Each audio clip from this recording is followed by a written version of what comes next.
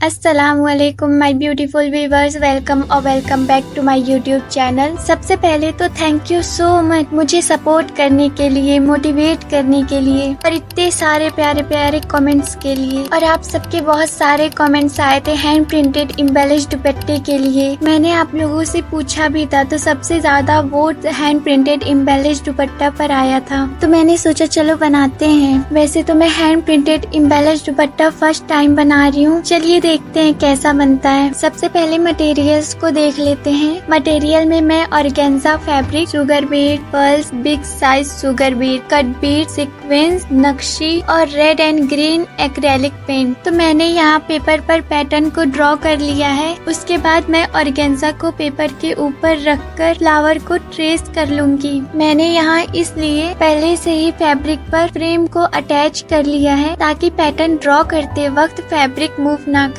तो मैं जल्दी जल्दी पैटर्न को ड्रॉ कर लेती हूँ। पैटर्न को ड्रॉ कर लेने के बाद मैं फ्लावर को पेंट कर लूंगी, पेटल की आउटलाइन कर लूंगी, उसके बाद पूरा फिल कर लूंगी। ऐसा करने से पेंट करते वक्त पेंट फैलेगा नहीं। एक्रेलिक पेंट बहुत ज्यादा थिक होता है, तो मैं पेंट को थिन करने के लिए यहाँ वाटर ऐड कर रही हूँ। मैंने जितनी क्वांटिटी में पेंट लिया है उतनी ही क्वांटिटी में वाटर ऐड कर रही हूँ। आप चाहे तो यहाँ मीडियम का भी यूज कर सकते हैं। मैं यहाँ फ्लैट ब्रश को यूज कर रही हूँ। पहले मैं फ्लावर को पेंट कर लूंगी। फ्लावर पेंट होने के बाद जब फ्लावर सूख जाएगा उसके बाद मैं लीफ को पेंट करूंगी ताकि पेंट करते वक्त पेंट मिक्स ना हो। पैटर्न को पेंट करने के बाद इसे मैंने एक दिन तक अच्छे से सुखा लिया था। पेंट जब अच्छे से सूख गया था तो मैंने फ्लावर की बैक साइड से 2-3 दफे अच्छे से प्रेस कर लिया था। यहाँ आप लोगों को एक चीज क्लियर कर देती हूँ, ये जो फ्लावर की पेंटिंग है और जो ये प्लेन ऑर्गेन्जा है, इसमें से हमारे हाथ विजिबल होने चाहिए। अगर आपके फ्लावर से आपका हाथ विजिबल हो रहा है तो आप समझ जाइए आपकी फैब्रिक पेंटिंग एकदम परफेक्ट हुई है। मैं यहाँ जब लीफ को पेंट कर रही थी तो मुझसे एक गलती हो गई थी।